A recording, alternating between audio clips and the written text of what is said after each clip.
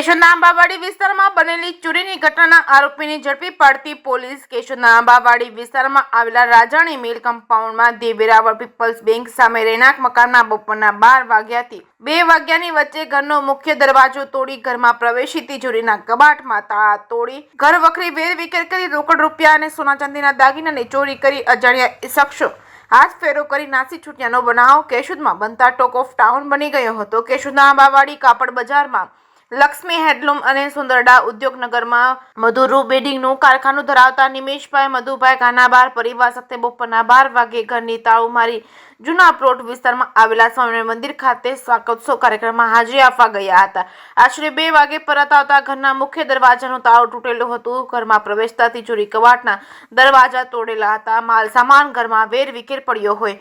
ઘરમાં તપાસ કરતા વેપાર ધંધાના રોકડા રૂપિયા 18 લાખ, સોના ચાંદીના દાગીના આશરે 7 તોલા આશરે કિંમત રૂપિયા 4,20,000 અને પાકીટમાં પડેલા રોકડ રૂપિયા 5,000 મળી કુલ રૂપિયા 22,25,000ની અજાણ્યા ઇસમો ઘરમાં પ્રવેશ કરી ચોરી કરી નાસી ગયાનું જણાઈ આવતા જ કેશોદ પોલીસ સ્ટેશનમાં ફરિયાદ નોંધાવી હતી।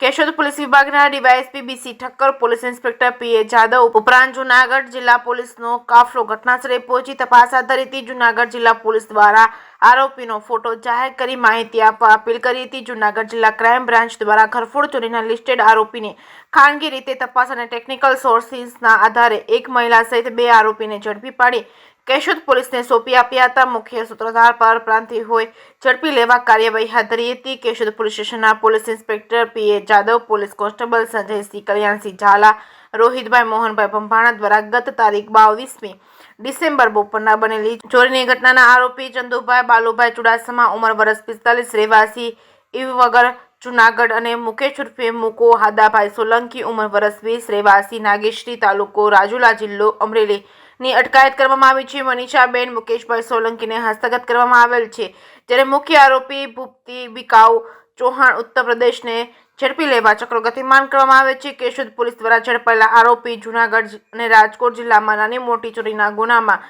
અગાઉ પકડાયેલા છે। બંધ મકાન ધ્યાનમાં આવે એટલે કે ચોરીને અંજામ આપતા હતા। કેશોદ પોલીસ દ્વારા નામદાર કોર્ટ સમક્ષ રજૂ કરી રિમાન્ડ મેળવી આગળની કાર્યવાહી હાથ ધરવામાં આવી છે।